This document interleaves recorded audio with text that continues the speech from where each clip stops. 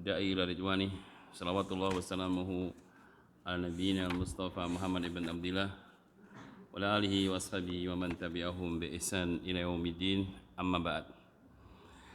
Ikhwatal Islam wal imani rahimani wa rahimakumullahu ta'ala jami'an, kaum muslimin wal muslimah, ibu-ibu dan bapak-bapak, saudara-saudariku seakidah dan seagama yang saya cintai karena Allah Ta'ala. Kita kembali bersyukur kepada Allah pada malam ini. Kita bisa kembali hadir dari rumah-rumah Allah untuk mengkaji agamanya, belajar bersama. Semoga kita semua ikhlas karenanya, karena suatu ibadah, terkhusus ibadah-ibadah yang besar seperti ini, kalau tidak dibangun di atas keikhlasan, maka itu adalah suatu kerugian yang sangat besar. Sehingga seorang adalah terus muhasabah, menghisab dirinya dan terus memantau agar seluruh amal-amal kita itu dibangun di atas keikhlasan. Sebab ibadah yang kosong daripada keikhlasan, sebagaimana kata Al-Imam Ibnu Qayyim rahimahullah ta'ala, seperti orang yang hendak safar panjang atau safar jauh, namun tasnya diisi dengan kerikil dan pasir. Artinya hanya memberatkan badannya, tapi tidak mendatangkan manfaat di tengah perjalanannya, karena yang dibawa cuma pasir sama kerikil. Tidak membawa bekal makanan dan minuman, tapi membawa pasir dan kerikil. Itulah gambaran daripada orang yang beribadah tapi tidak ikhlas. Hanya mendapatkan kecapean, kepayahan, korban tenaga, korban waktu, bahkan harta dan jiwa. Ketika tidak ada keikhlasan, tidak ada hasilnya apapun. Karena itu terus kita menjaga keikhlasan ini. Hadirkan terus dalam segenap ibadah-ibadah kita. Jangan sampai seorang tertipu sehingga dia tenang dengan ibadahnya, padahal ibadahnya sudah dihiasi oleh syaitan dengan berbagai macam niatan-niatan yang tidak benar. Karena itu adalah kita muhasabah. Kenapa para ulama kita seperti Al-Imam Al-Bukhari, juga para ulama yang lainnya, ketika mereka menyusun kitab seperti Sahih Bukhari, maka pertama kali hadis yang dibawakan adalah innamal a'malu binniyat. Sesungguhnya amal-amal itu tergantung dari niatnya, wa innamal likulli imri'in ma nawa, dan sesungguhnya seorang akan dapatkan apa yang diniatkan. Artinya agar para pembaca yang mempelajari kitab Sahih Bukhari itu diingatkan oleh beliau untuk menjaga niat. Agar yang ketika mentalaah kitab Sahih Bukhari diingatkan dengan niat. Jangan sampai dia belajar Sahih Bukhari, kitab yang mulia, tapi salah niat.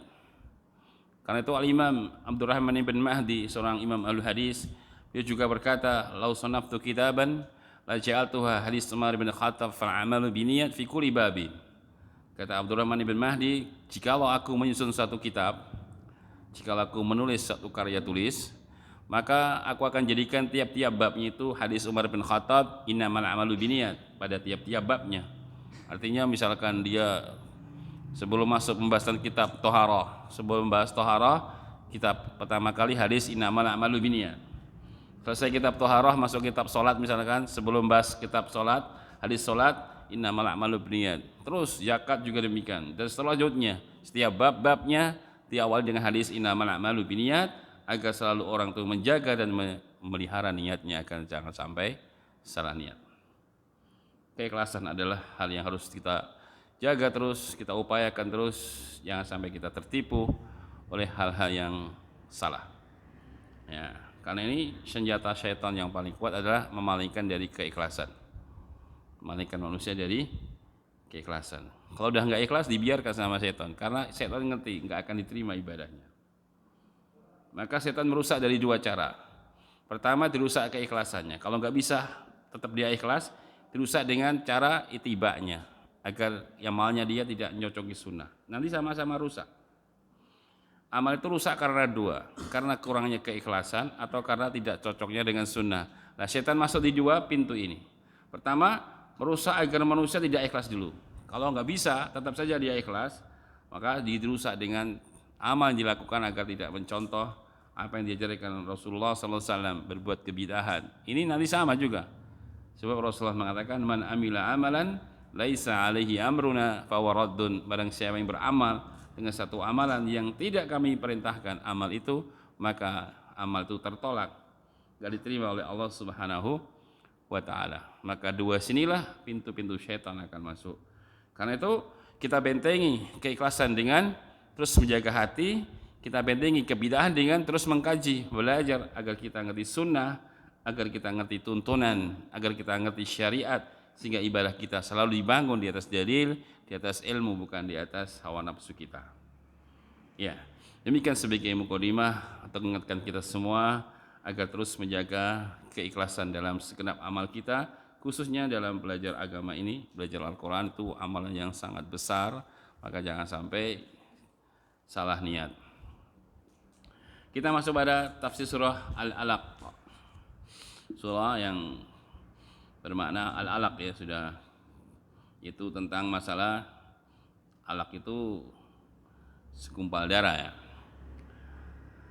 Allah berfirman, a'udzubillahi minasyaitonirrajim min hamzihi wa nafthihi wa nafthihi. Bismillahirrahmanirrahim. Iqra bismi rabbikal ladzi khalaq.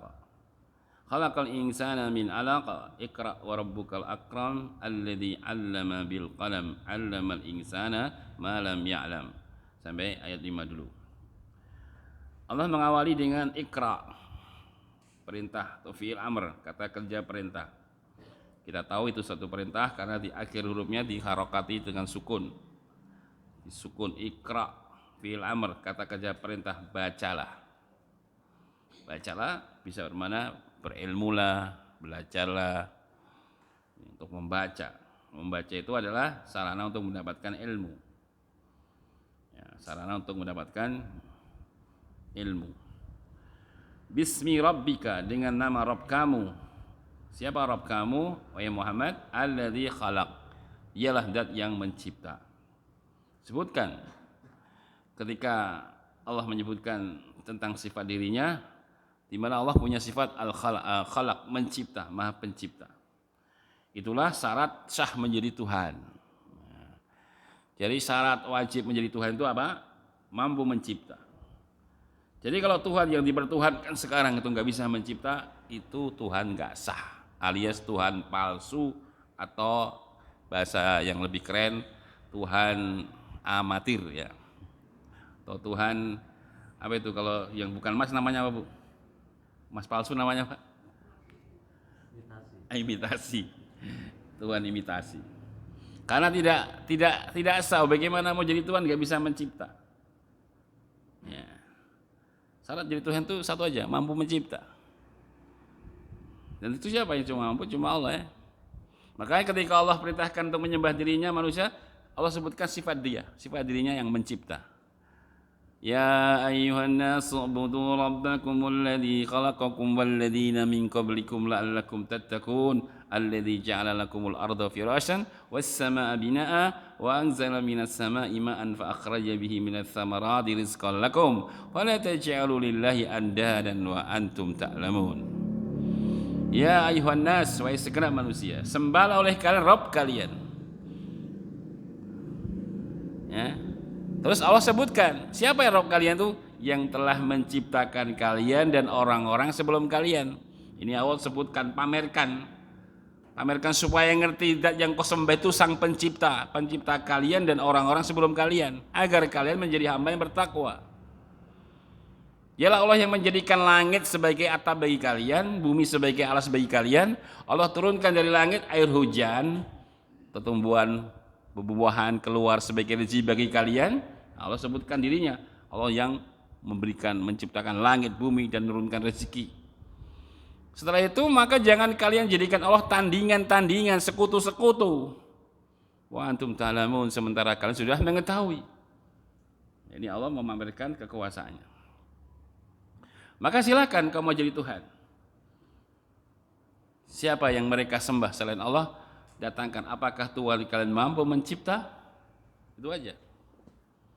Ayo nyembah makhluk, nyembah Nabi. Tanya Nabi bisa mencipta tidak?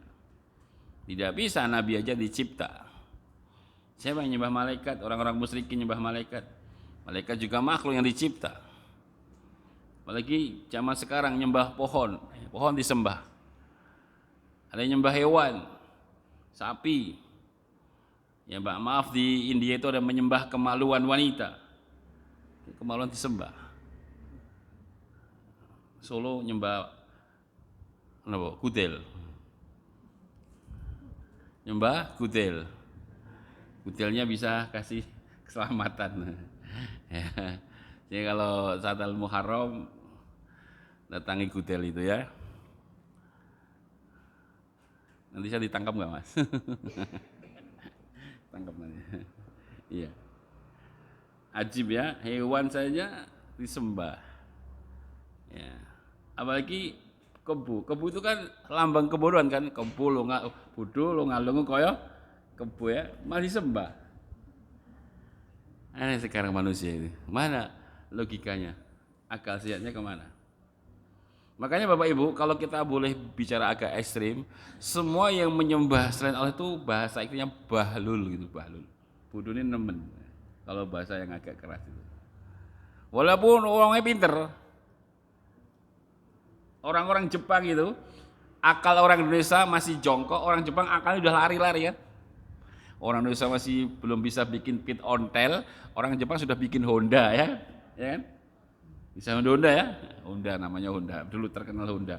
Itu buatan Jepang, sudah pintar bikin motor seperti itu. Orang Indonesia belum bisa apa-apa. Tapi kenyataan mereka nyembah matahari. Bahlul tidak? Bahlul banget. Nyembah makhluk. Sampai hari ini masih nyembah matahari. Itu jadi pintar yang goblok, itu lebih bahasanya. Nah, itulah.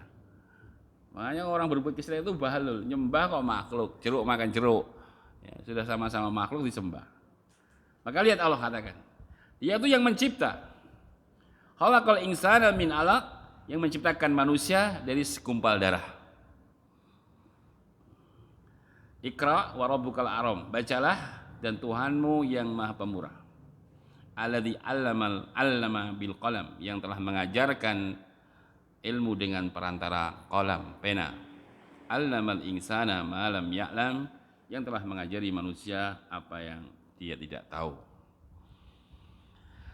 Ayat ini Bapak Ibu yang saya muliakan, sebab turunnya kisahnya adalah ketika Rasulullah bertahanut di Gua Hira. Hira ya, pakai H ya, bukan Hira. Kalau tulisannya Hira, bacanya Hira. Gua Hira, beliau itu sebelum diutus jadi nabi, beliau selalu senang menyendiri di gua itu. Itu kebiasaan beliau sebelum diutus. Setelah diutus dari nabi, beliau nggak lagi ke sana lagi. Maka bukan satu sunnah kalau Bapak tidak umroh atau haji, terus menyatakan sunnah mampir ke Gua Hira. Kalau mau mampir boleh-boleh saja, tapi jangan mengatakan ini sunnah, sebab nggak ada sunnahnya. Mau mampir silahkan, tapi mengatakan perjalanan ke Hira itu adalah satu sunnah dan amalan dapat ibadah atau keutamaan, tidak ada dalil. Sebab setelah Rasulullah sudah dapat wahyu dan mendapatkan sebagai nabi dan rasul, sudah nggak pernah lagi beliau ke sana. Jadi kalau Bapak nanti umroh mau turunnya ada turun umrohnya ada ke sana, ya itu silahkan saja mau ke sana, tapi jangan meyakini itu suatu perjalanan ibadah, jangan. Dan itu bukan sunnah dan tidak ada sunnahnya sama sekali. Ya, tidak ada sunnahnya sama sekali. Tapi boleh-boleh saja kalau mumpung ngiras pantas ke sana, mau lihat boleh-boleh saja. Tapi jangan dimasukkan dalam kategori ini adalah suatu ibadah. Sebab kalau mengatakan ibadah butuh dalil. Nah, maka beliau ketika itu di Gua Hira. Ya. Nah, kemudian faja'a al-malak, maka tatkala itu datang kepada beliau al-malak, malaikat. Faqala iqra, malaikat berkata, iqra, bacalah. Qala ma ana biqari, saya enggak bisa baca. Nabi enggak bisa baca. Ya. Ana la a'rifu al-qiraah, saya enggak bisa bacaan, saya enggak bisa membaca. Li'annahu sallallahu alaihi wasallam ummi la ya'rifu al-qiraa'ata wal kitaba. Memang beliau seorang ummi yang tidak bisa baca tulis. Maka fa'akhadahu faghattahu hatta balagha minhu al-juhd. Maka malaikat langsung menariknya dan didekap dengan kencang. Itu Nabi didekap dengan kencang sampai beliau kelelahan. Ya, sampai beliau pun kelelahan. Kemudian kemudian malaikat Jibril berkata lagi, "Iqra, bacalah." Faqala sallallahu alaihi wasallam, "Ma ana biqari." Saya enggak bisa baca. Tsumma akhadha, maka diambil lagi di kali yang kedua, didekap lagi, ya. Dan terjadilah sama, akhirnya sampai ketiga kalinya. Beliau didekap oleh Jibril, kemudian Jibril berkata, "Iqra bismi rabbikal ladzi khalaq, khalaqal insana min 'alaq, Iqra wa rabbukal akramul ladzi 'allama bil qalam, 'allamal insana ma lam ya'lam" tadi. Sampai 5 ayat ini. Ya. Tsumma inna nabiyya sallallahu alaihi wasallam lama ulqiyat ilaihi hadil ayat. Maka ketika Rasulullah dilemparkan, disampaikan kepadanya ayat ini, kemudian beliau menerimanya, ya, menerima ayat ini, ada ila baitihi, langsung beliau pulang ke rumah. Yartajifu fuaduh, hatinya gemeter, takutan. Hatinya gemeter dan ketakutan. Wa dakhala ala Khadijah, masuklah dia ke rumah Khadijah. Kemudian langsung beliau mengatakan, "Zammiluni, zammiluni, selimutilah aku, selimutilah aku." Jadi kalau ketakutan sunnahnya selimut, ya. Selimuti aku, selimuti aku. Khadijah istri yang salihah, ibu-ibu perhatikan ini sikap istri yang salihah. Ketika mendengar suaminya pulang dalam kondisi panik dan memerintahkan untuk menyelimuti, Khadijah nggak banyak cakap, nggak banyak cerewet, nggak memberondong dengan pertanyaan-pertanyaan, langsung taat. Nah, ini caranya nanti. Kalau misalkan suami ibu pulang dalam kondisi panik, tolong masakkan air panas, aku mau mandi, langsung aja masak air panas, jangan diberondong-berondong dengan pertanyaan-pertanyaan. Kok ada apa Pak? Kok kenapa Pak? Kok dari mana Pak? Kesambet ya Pak? Nah, ini namanya enggak akhlak yang enggak baik. Taati dulu, setelah nanti sudah tenang suami baru ditanya. Ini zamiluni, yamiluni, selimuti aku, langsung Khadijah taat, enggak banyak memberondong pertanyaan-pertanyaan dulu. Ini cara istri yang baik. Ya, setelah Rasulullah mengatakan ini khasyitu ala nafsi, saya sungguh sangat ketakutan. Setelah si Khadijah telah menyelimutinya, maka Khadijah menenangkan hati suaminya yang sedang panik. Nah, ini jadi istri yang baik itu apa? Ketika suaminya panik, dia berpikir bagaimana menenangkan hati suami, bukan malah menambahi hati paniknya suami. Ini kebanyakannya. Maka begitu demikian sudah tenang, Khadijah mengatakan, "Kalau wallahi la yuhzikallahu abadan, innaka la tasilur rahim wa tasdiqul hadis wa tahmilu kalla wa taksibul maqdum wa takribil dhaib wa tu'inu ala nawabil haqq." Wahai suamiku, sekali-kali tidak, demi Allah, Allah tidak akan pernah menyusahkan engkau selama-lamanya. Nah, ini menenangkan ya. Allah tidak akan pernah menyengsarakan engkau selama-lamanya. Karena engkau itu orang yang suka menyambung silaturahim. Engkau itu yang tidak pernah berkata kecuali kebenaran. Engkau itu suka membantu orang yang tidak punya. Engkau bekerja, hasil sebagian kerjaanmu kau berikan, kau bantukan kepada orang yang fakir. Engkau muliakan para tamu-tamumu, dan engkau orang yang suka menolong orang-orang yang kena musibah. Orang yang seperti engkau tidak akan pernah Allah sengsarakan. Kau itu orang baik. Ya. Sementara Allah berfirman, "Hal jazaa'ul ihsani illal ihsan." Tidak ada kebaikan balasannya kecuali kebaikan pula. Jadi kalau orang berbuat kebaikan, Allah pasti akan berikan kebaikan. Makanya Khadijah tenangkan suaminya. Demi Allah, dia bersumpah, Allah enggak akan pernah menyusahkan engkau selama-lamanya. Engkau itu orang yang selalu menyambung silaturahim. Engkau kalau bicara enggak pernah dusta. Engkau suka menolong orang yang tidak punya. Engkau bekerja, hasil sebagian engkau berikan kepada orang yang fakir. Engkau muliakan para tamu-tamumu. Dan engkau orang yang suka nolong orang yang kena musibah. Itu sifat Nabi. Disebutkan oleh Khadijah untuk menenangkan hati sang suami. Nah, ini akhlak. Ya. Dan juga di situ Bapak Ibu, akhlak Rasul itu apa? Seperti itu. Sebelum jadi Rasul sudah seperti itu. Suka membantu orang yang susah. Ya. Dan kadang-kadang beliau tuh setelah jadi Rasul masih saja beliau jalani amal-amal yang seperti itu. Bahkan kadang amal yang bersifat sosial lebih beliau dahulukan daripada yang bersifat pribadi.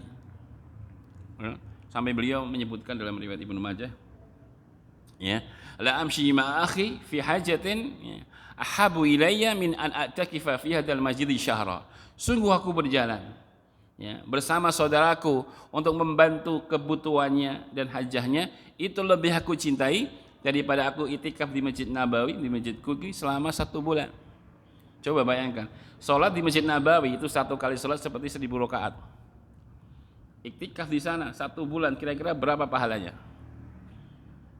Tapi itu bersifat pribadi, ya. Maka Nabi katakan, sungguh aku berjalan, la amshi ma'akhi fi hajatin, sungguh aku berjalan bersama saudaraku dalam membantu hajah dan kebutuhannya, ahabbu ilayya, lebih aku cintai, min an a'takifa fi hadzal masjid syahra, daripada aku beriktikaf di Masjid Nabawi, masjidku ini 1 bulan. Artinya suatu saat kadang-kadang amalan yang bersifat sosial itu lebih dikedepankan daripada hal yang bersifat pribadi, walaupun bagus, walaupun amal itu afdol. Contoh misalkan, ibu bapak sudah siap mau taklim, hari ini ada jadwal taklim, mobil sudah siap, anak sudah masuk mobil, istri sudah masuk mobil, tinggal berangkat saja misalkan. Tiba-tiba mau berangkat, ada telepon masuk, temannya, saudaranya minta tolong diantar anaknya ke rumah sakit, dia nggak punya mobil. Sebab ini sangat darurat untuk dibawa ke rumah sakit. Nah, ini kita dihadapkan 2 amalan yang mulia. Pertama menuntut ilmu, yang kedua adalah membantu saudara kita. Nah, ketika dalam kondisi seperti ini, maka amalan yang bersifat sosial lebih kita dahulukan. Kita udur, kita izin. Taklimnya nggak berangkat dulu. Kita harus urusi saudara kita dulu. Wahai istriku, mohon maaf kita hari ini tidak taklim dulu karena ada teman bapak yang harus dibantu untuk mengantarkan ke rumah sakit. Kita nggak usah taklim dulu, kita nanti minta rekamannya kalau ada, atau tanya tadi materinya apa. Nah, itu namanya baru cerdas. Jangan misalkan ditelepon teman anaknya sakit, wah nggak bisa, ini sudah jadwal taklim saya, kalau taklim nggak bisa diganggu gugat.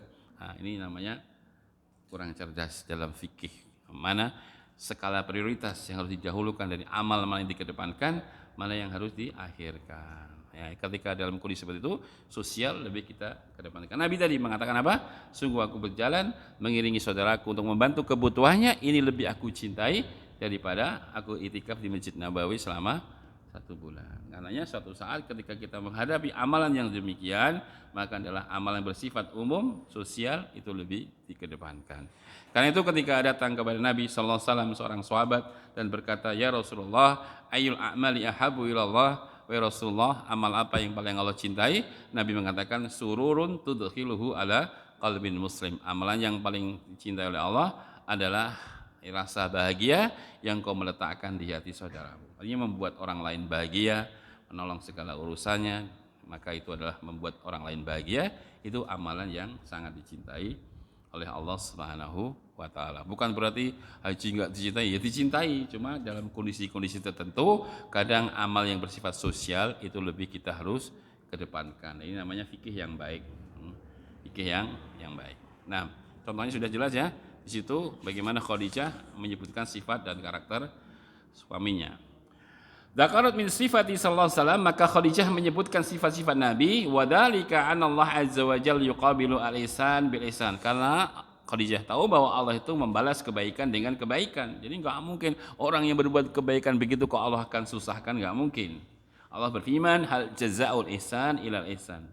Ya, tidak ada balasan bagi kebaikan kecuali kebaikan pula. Ini kaidah yang paten yang hendaklah kita terus hadirkan pada diri kita, bahwa kalau kita berbuat kebaikan di dunia ini, insya Allah kita pun akan mendapatkan pula kebaikan. Tsumma innaha dhahabat ila ibni ammiha. Setelah itu peristiwa ini, maka dia pergi yang membawa Nabi SAW kepada pamannya Khadijah, namanya Waraqah ibn Naufal, seorang pendeta Nasrani yang masih hidup ketika itu. Dia ahli Injil dan bisa menerjemahkan bahasa Injil ke bahasa Ibrani atau bahasa Arab. Ini Waraqah ibn Naufal. Fa akhbarathu, kemudian Khadijah menghabarkan tentang kisah tadi kepada pamannya Waraqah.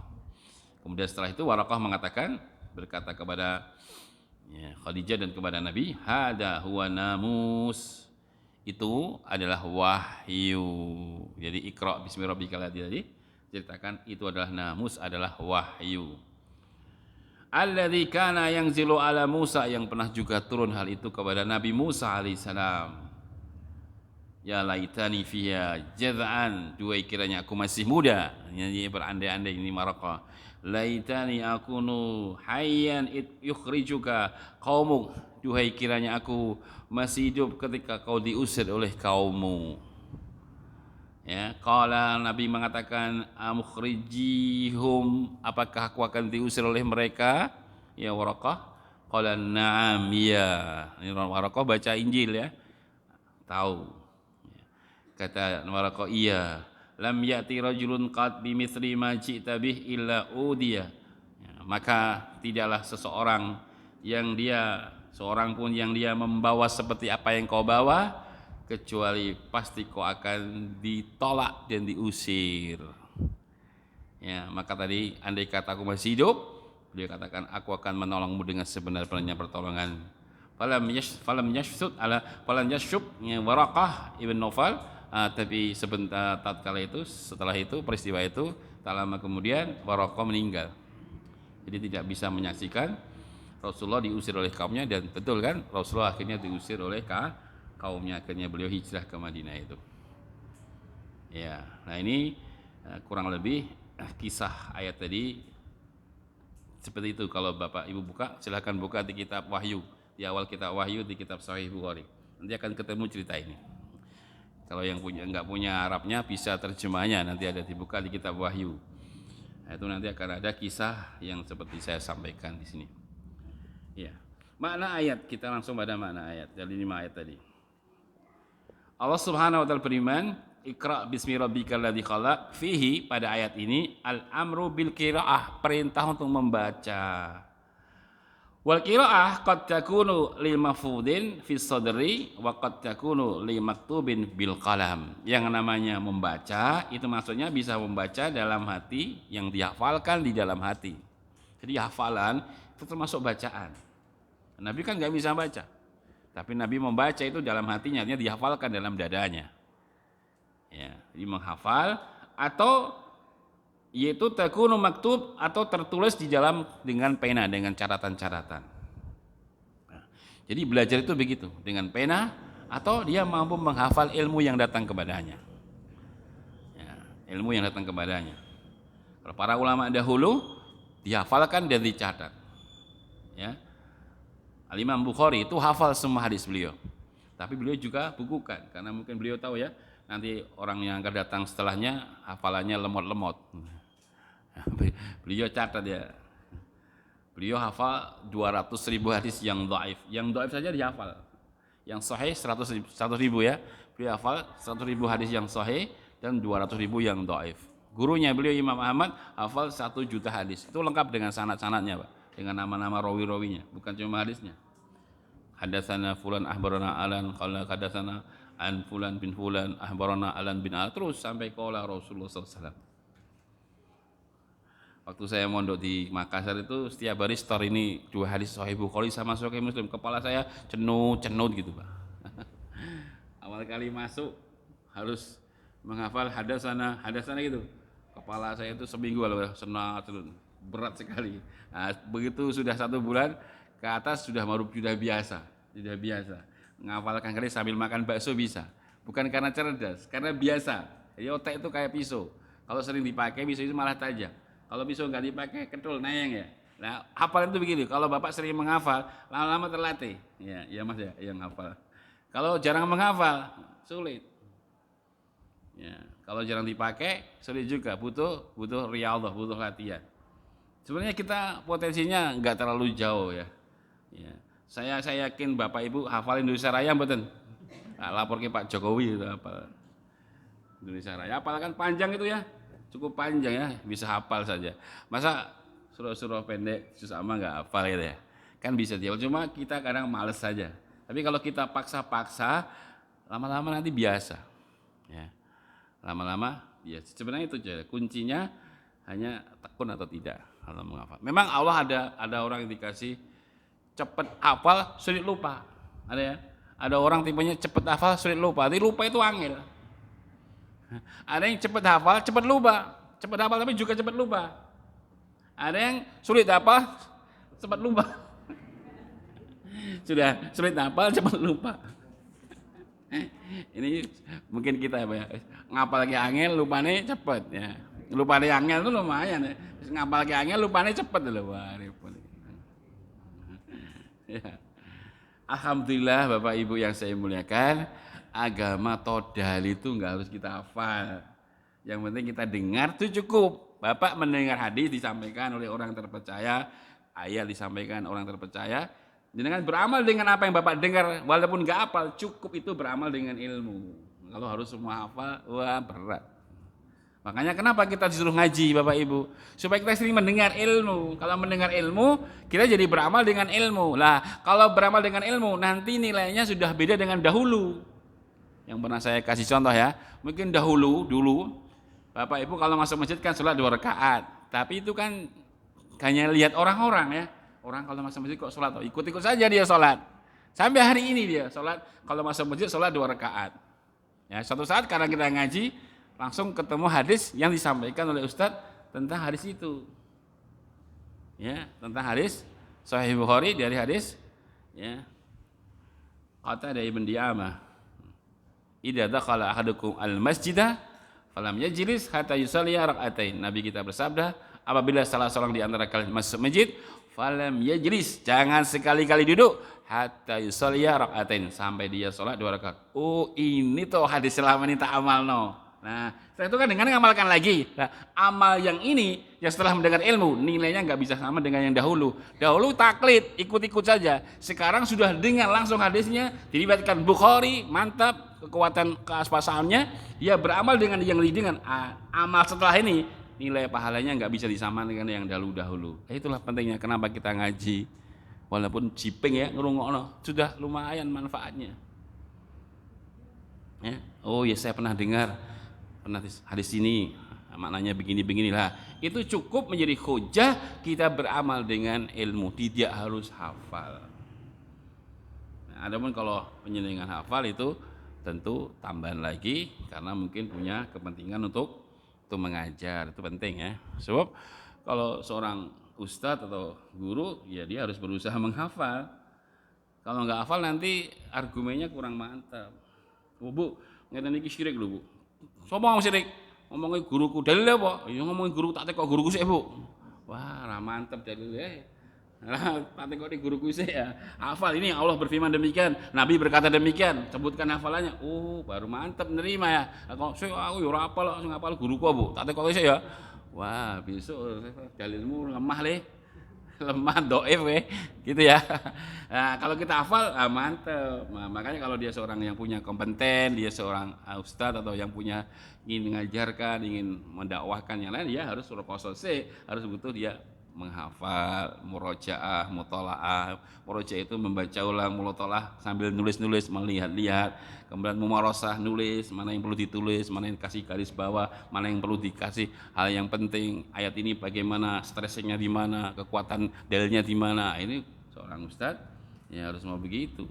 Kalau nggak mau begitu ya nggak bisa dia nyampaikan. Harus punya kecapean kalau ingin dapat ilmu ya, sebagaimana kata Al-Imam Syafi'i rahimahullah taala, man lam yadu murra ta'allumi sa'atan tajara'u ka'sal jahlil tulal hayatihi. Barang siapa yang tidak mau merasakan pahit getirnya dalam menuntut ilmu walaupun sesaat, maka dia akan menelan gelas kebodohan sepanjang hidupnya. Jadi kalau mau capek, jangan harap dapat ilmu. Ilmu itu sudah sunatullah, didapat harus dengan capek. Harus duduk seperti ini kan capek. Duduk setengah jam, 1 jam ya. Kalau duduknya sambil ngobrol-ngobrol enak, duduk diam itu lebih sulit ya, konsentrasi penuh ya, mendengar ya, memahami itu kan berat. Walaupun sebentar itu belajar itu berat. Ya, kenapa ulama itu dimuliakan oleh Allah? Karena ketika mereka belajar itu berat. Sehingga Allah muliakan orang-orang yang berilmu.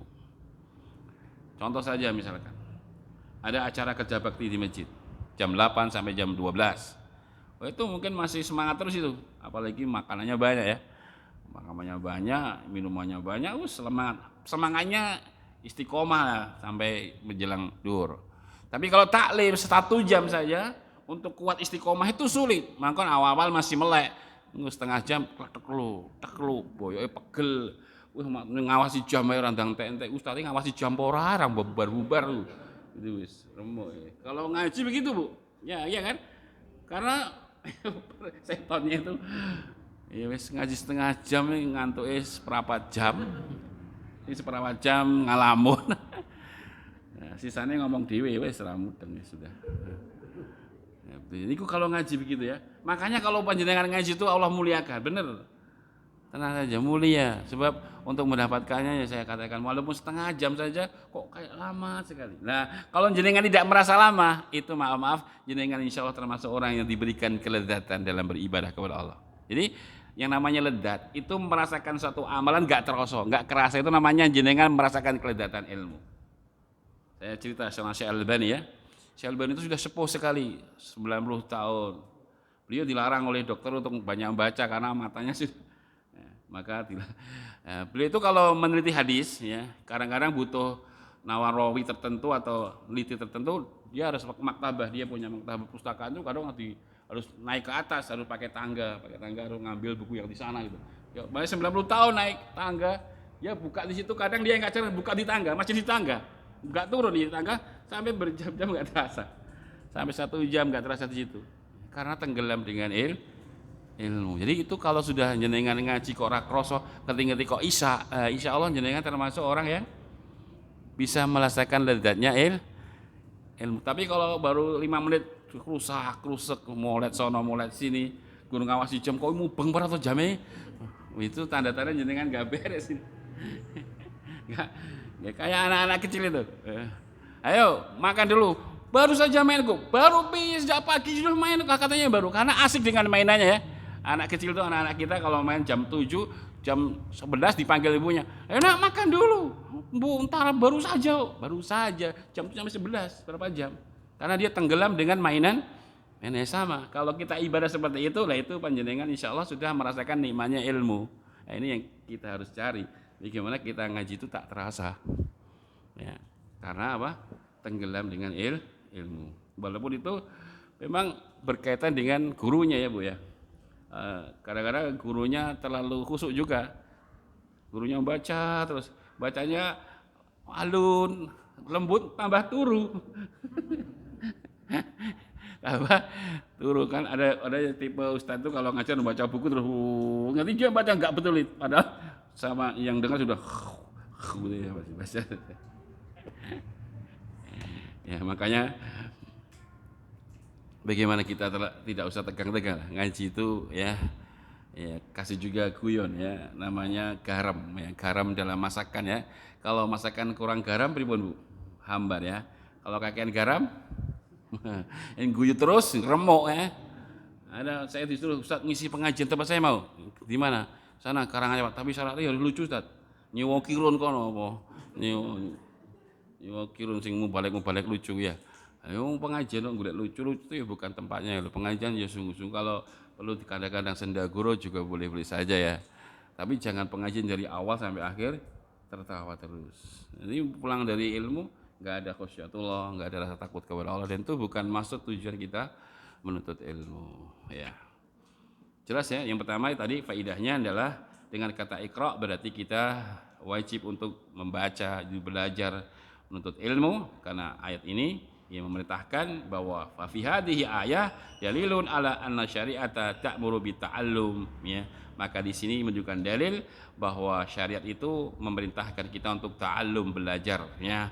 Karena bita'allumi lima fi sudur yaitu dengan belajar apa yang di dalam dada menghafalkan ilmu au bi qiraati ma fil maktub atau dengan menulis yang tercatat di dalam buku-buku catatan maka itu termasuk juga cara mendapatkan ilmu. Nah, alladzi alama bil qalam maknanya yang telah mengajari manusia dengan pena, artinya dengan pena seorang bisa mendapatkan ilmu dengan mencatat dengan pena-pena kita atau mencatat dengan hati itu dengan hafalan-hafalan yang datang kepada kita ilmu. Itu barangkali satu dulu faedah yang bisa kita baca. Kelanjutan insyaallah taala kita akan baca pada pertemuan yang akan datang. Barakallahu fikum. Subhanakallahumma wa bihamdik asyhadu alla ilaha illa anta Astagfirullah wa atubu ilaik. Celing gitu ya kalau selesai padang.